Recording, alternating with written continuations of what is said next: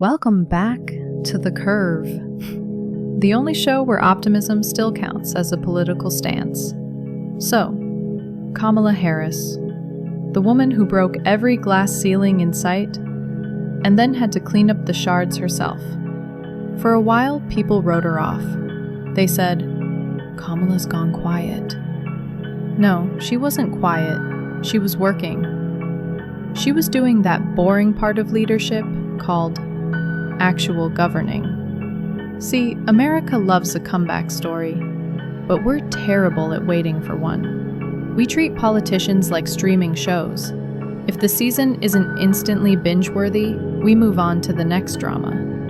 Well, Kamala Harris just got renewed, and this season, she's got better writers. She went from being everyone's punchline to everyone's headline again. Why? Because when the dust settled, when the chaos ended, and when all the noise burned itself out, Kamala Harris was still standing, smiling, calm, and ready for the next fight. The so-called comeback didn't happen overnight. It happened because she stayed in the room when everyone else left.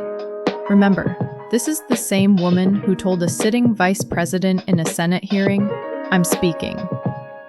That wasn't just a meme. That was a mission statement. Kamala Harris was the first woman, first Black American, and first South Asian American to serve as vice president. That's not diversity for diversity's sake. That's evolution. She didn't walk into history. She shoved the door open and said, "All right, who's next?" Now, of course, her critics call her unrelatable.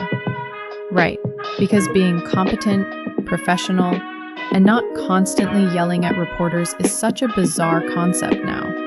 And they said she wasn't charismatic enough. You know what's funny? When a woman is composed, she's called robotic. When a man is composed, he's called presidential. Kamala Harris laughs, and people say, "Oh, she laughs too much." Trump yells at the sky, and people say, "He's passionate." She's been held to a standard no man in politics could survive. And guess what? She still survived. That's the real comeback. It's not about a new campaign or a viral speech. It's about endurance. She's still here, and that alone is revolutionary. Look at the way she's re-emerging now. The book tours, the college visits, the interviews. She's not rebranding. She's reintroducing herself to an audience that's finally ready to listen. Her new message? Don't mistake quiet for weakness. And that line hits, because this country loves to confuse noise with strength. Kamala Harris has been underestimated her whole career.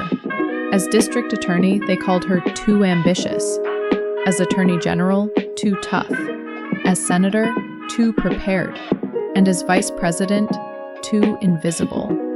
Maybe America just isn't used to seeing a woman in power who doesn't need to perform for it. Kamala's comeback is a masterclass in patience, in letting your work speak when the headlines won't. She didn't need a scandal. She didn't need a circus. She just needed time. And time has a funny way of revealing who was actually doing the work and who was just doing the tweeting. People forget how much she's already achieved. She argued for marriage equality before it was mainstream. She pushed for criminal justice reform when it wasn't cool.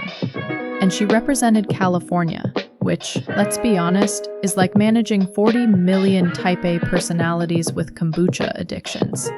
Now she's back in the spotlight. Sharper, funnier, freer. It's like watching someone who finally stopped asking permission to take up space. The comeback of Kamala Harris isn't a return. It's a reminder. A reminder that progress doesn't happen on social media timelines. It happens when someone decides to keep showing up even when the crowd moves on. Kamala Harris never left. We just finally caught up. And you know what? She deserves this moment. Not because she's perfect, but because she's persistent. Because she's proof that leadership isn't about being loud. It's about being lasting. So while everyone else is chasing chaos, Kamala's building something steadier. And if that's not presidential energy, I don't know what is. Next week on The Curve, we'll talk about the new definition of leadership in America and why the best comeback stories are written by the people who never stopped trying. Until then, stay loud, stay proud, and remember, comebacks aren't luck, they're earned. Good night.